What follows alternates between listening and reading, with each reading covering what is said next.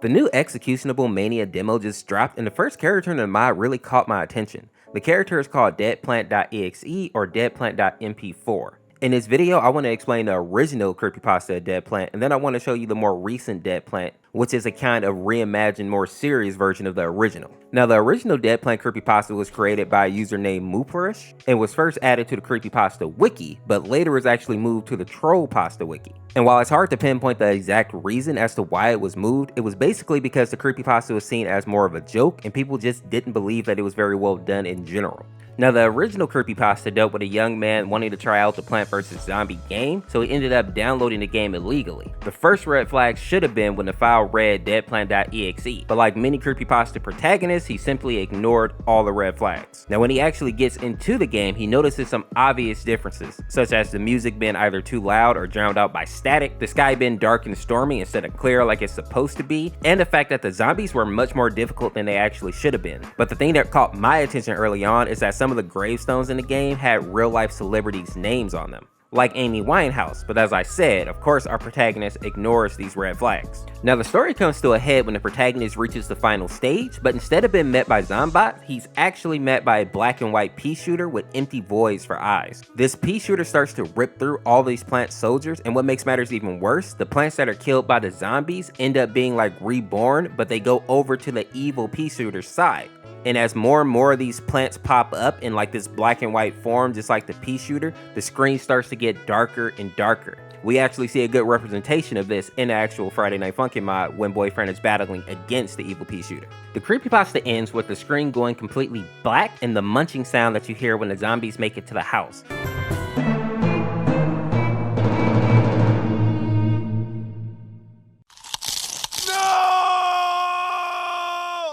What is really weird though is that after a few seconds, a loud distorted scream can be heard before the game simply closes itself and refuses to open again. The last line of the creepypasta is pretty lackluster though, with our protagonist stating that he hopes the plants in his neighborhood stop dying, which I think was supposed to be scary, but in actuality it just kind of fell flat, and is actually one of the major criticisms that a lot of people have for this creepypasta. But now that we've covered the original, we can get into the reimagined version, aka Deadplant.mp4, created by Vibing Leaf. Now, in this story, we're introduced to our protagonist, who goes by the name of Nick. And this story starts out a lot like the original, with our protagonist downloading the game. What is interesting about Vibing Leaf's version, though, is that we have actual visuals and gameplay to follow along with, so it's easier to see all the differences that pop up in this game. A great example is that in the intro scene, we actually see that the zombie head that pops up here is much darker than the original, and it seems to be like shrouded in shadow almost. And just like in the original creepypasta, the game ran fine, but it became apparent really quickly that the zombies were a bit more difficult than they should be.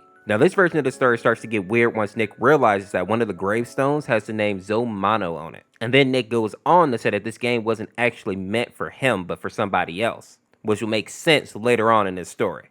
Nick then finds a note in the game that says this is the end in Russian, signed by someone named Honey, before being transported to a level that is very dark and has zombies similar to the one that we saw on the intro screen. The strangest thing here though is Dr. Zomboss, who doesn't look anything like his original self.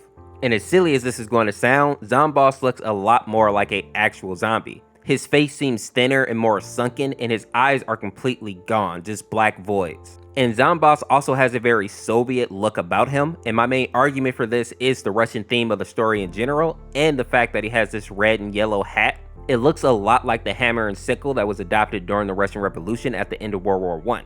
And the thing that Zomboss is riding on is revealed to be like a giant skull with what seems to be a heart sticking out of it, which is probably one of the creepiest images in any video I've ever watched. But to be honest, when I first watched the video, I thought he was riding on like a giant mechanical salamander, and that red thing was his tongue. Now, after we defeat Zomboss, we're actually able to pick up his skull here, and this is where it gets interesting because it fades to black and we get two things. At the bottom of the screen, we see the name Diana Matthew, and then we get hit with this text. Why did you do this to us, Matthew? Or am I talking to you, Diana, my darling? At this point, a creepy white face appears and continues to speak to Nick, whom it seems to believe is her daughter. She says, "Oh, look at you. You've grown so much ever since I saw you 7 years ago. You freed your own mother, Diana. I can finally speak to you after all these years." From what I can understand, the person that this game was meant for was Diana, who seems to be the daughter of this spirit. And it seems that Nick has set this spirit free by actually playing the game and allowing this ghost to believe that she is speaking with her actual daughter.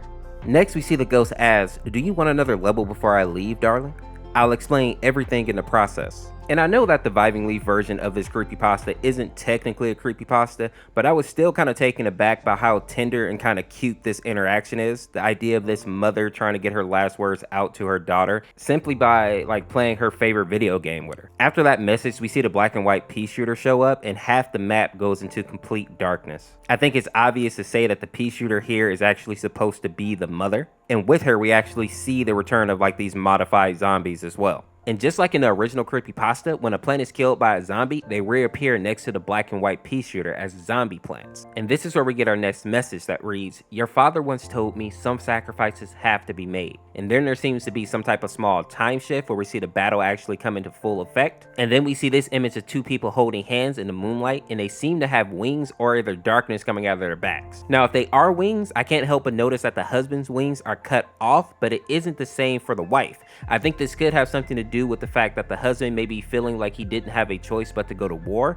in essence sacrificing his freedom or like his wings for a sense of duty. But in the picture, the two look happy, so maybe it just symbolizes that they were soulmates. And I understand that the going to war comment may seem kind of far-fetched, but as we listen to the mother speak more, it'll start to make sense. And with that being said, the mother goes on to say that your father and I were a family. All the names on the graves are the names of the people that he left to die. Haven't you recognized them and ever questioned why they died? He left me to die. He left my sister to die. He left my brother to die. Left my mother to die. Left my family to die. All for a stupid war. And then this creepy image right here pops up, and this is actually based on a real piece of artwork titled The Last Selfie.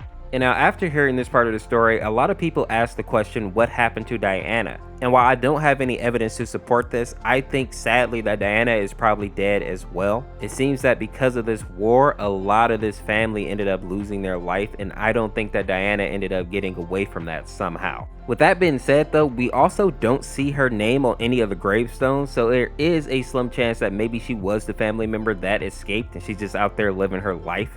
I guess that's something that my optimistic people can keep with them. Next, we see it looks like Nick is actually losing the battle against these zombies, some actually being able to make it to the house, but the mother ends up giving him another chance to win, and when this new battle starts, she says, "I'm sorry for ever leaving you. Thank you for finding and freeing us once and for all." And then similar to the original creepypasta, the game gets an error message and crashes. The story ends with Nick saying, "That was interesting to say the least," which is definitely too calm of a response for me. I would have been freaking out. But with that being said, I really like what they did with this reimagined version of this creepypasta. This idea that the ghost of this mother just wants to reach out to her daughter and get some last words out is very touching to me. And with that being said, I know that there were more characters in this mod. If you want me to do some research into them, just let me know down in the comments. And if you enjoyed this video, make sure to subscribe today to become a member of the Orseofkorse, and we'll see you next time with another video. Peace, peace.